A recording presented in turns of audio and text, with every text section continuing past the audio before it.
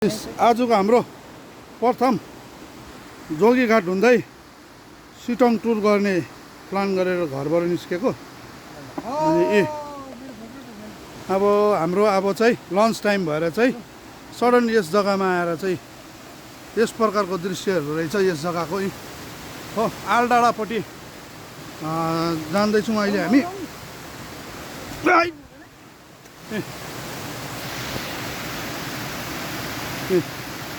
यस प्रकारको रहेछ दृश्य हो, अति सुन्दर।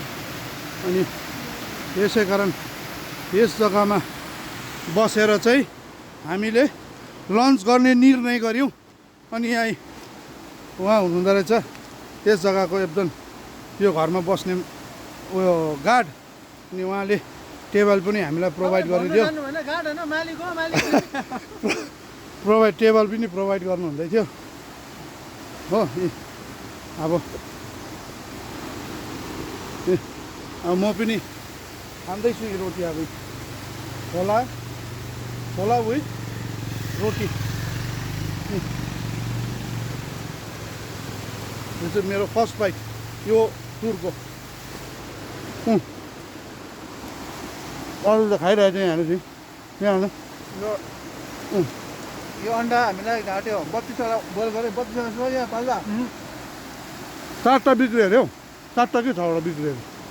उसिन्दा होइन, उसिन्दा फुट्यो अरे त्यस्तो भने होइन नानीले।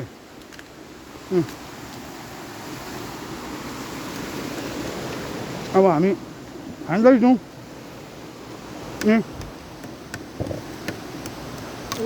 अब हाम्रो यो राइड चाहिँ आलडाँडा हुँदै हुँदै हुँदै हुँदै माथि बागडा निस्केर चाहिँ फेरि back to Darjeeling Ganesh gram